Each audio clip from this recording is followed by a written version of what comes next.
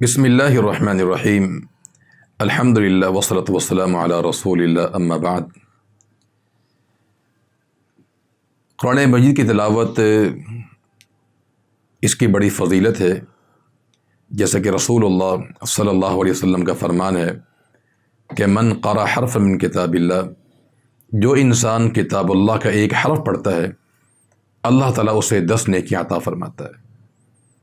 پھر آپ نے وضاحت ارشاد فرمائی کہ الف لام میم ایک حرف نہیں ہے، الف الگ حرف ہے، لام الگ حرف ہے اور میم الگ حرف ہے۔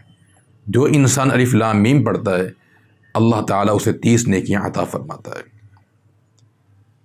تو قرآن کی تلاوت انسان کو کرنی چاہیے، لیکن خصوصاً ماہ رمضان میں اس کی تلاوت کا اہتمام زیادہ ہونا چاہیے، چونکہ رمضان کا مہینہ مقدس مہینہ ہے، بہترین وقت ہے۔ تو بہترین زمانے کے اندر اگر قرآن زیادہ پڑھا جائے تو انسان اس کا ثواب اس کو زیادہ ملتا ہے۔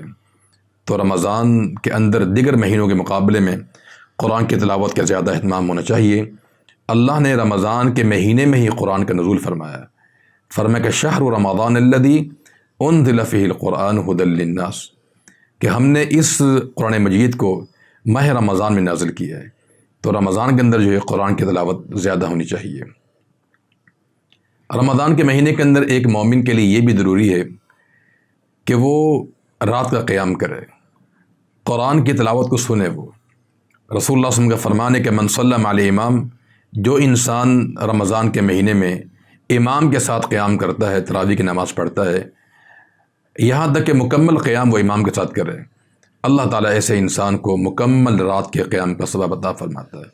تو لہٰذا قرآن کی تلاوت کے ساتھ ساتھ اس ماہ مقدس میں رمضان کا قیام بھی کرنا چاہیے۔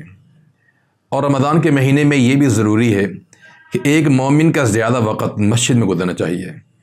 جیسے ہی اذان ہو یا اذان سے پہلے وہ مسجد میں آ جائے، وضو کرے، تحیۃ المسجد ادا کرے، قرآن کی تلاوت کرے۔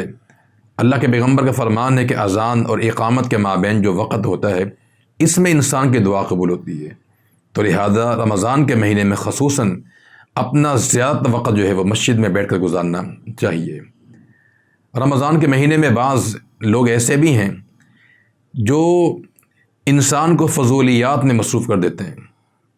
ہمارے گھروں میں بہت سی ایسی اشیاء ہیں، موبائل ہے، انٹرنیٹ ہے، اور بہت سی ایسی اشیاء ہیں کہ رمضان کے مہینے کے اندر یہ شیاطین چاہتے ہیں کہ انسان کو اس کے فضائل سے محروم کر دیا جائے۔